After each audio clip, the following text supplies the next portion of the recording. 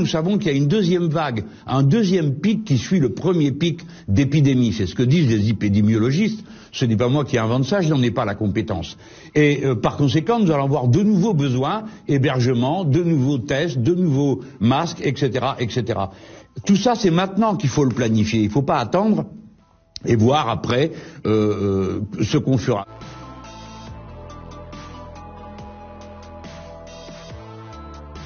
La deuxième vague de l'épidémie est inéluctable. Le deuxième pic est inéluctable. Si on trouve 3 milliards pour Air France, on peut en trouver autant pour tous les Français et que leur masque leur soit donné gratuitement, comme on dit. Nous avons besoin d'une planification, Monsieur le Premier ministre, qui dissipe les rumeurs, d'une planification de la production de millions de masques, de respirateurs et de tests, pour peu qu'on se soit mis d'accord sur la nature de ces tests et qu'on le fasse vite. Il n'y en aura jamais trop. Il faut une sécurisation de la situation sociale des gens, de leur salaire, de leur logement, de leur fourniture de base, pour qu'ils consentent à la discipline à laquelle ils sont appelés.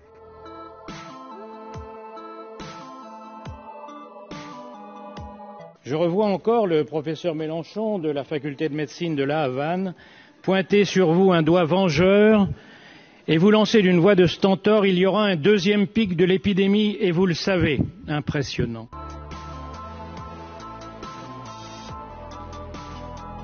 Le plan hôpital, on en parle. Mea culpa d'Emmanuel Macron. Et il a reconnu cette semaine une erreur dans la stratégie sur le plan santé. Mais c'est très bien. S'il est sincère, s'il reconnaît qu'il s'est trompé, et qu'il reconnaît donc que nous avions raison.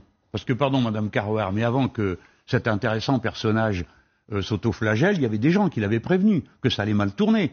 Moi, mes amis ont retrouvé une vidéo où j'explique ça en 2017 dans la campagne présidentielle, où je dis il y a un risque de crash sanitaire. Et je n'avais pas inventé. C'est parce qu'on me l'avait expliqué en long, en large et en travers. Tout le monde pouvait rencontrer des délégations. Le personnel de santé a fait grève pendant 1 an sans que jamais lui s'y soit intéressé. Allez-vous réparer les dégâts infligés à la santé publique depuis le ministère de Xavier Bertrand, dont vous étiez le directeur de cabinet? Non. Car le premier acte de votre gouvernement, c'est d'aggraver le désordre à l'hôpital.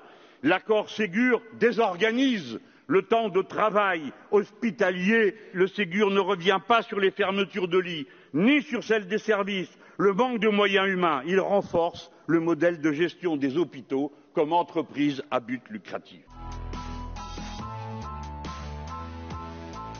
Malheureusement, c'est notre hypothèse la plus probable. C'est en effet la deuxième vague. C'est-à-dire qu'on ait un vrai retour du virus arrivant du Sud pour la période d'octobre, novembre, décembre. Le Conseil scientifique met en garde face à la menace d'une reprise incontrôlée de l'épidémie. La France peut basculer à tout moment. L'équilibre est fragile. Il est hautement probable qu'on ait une seconde vague en automne ou en hiver.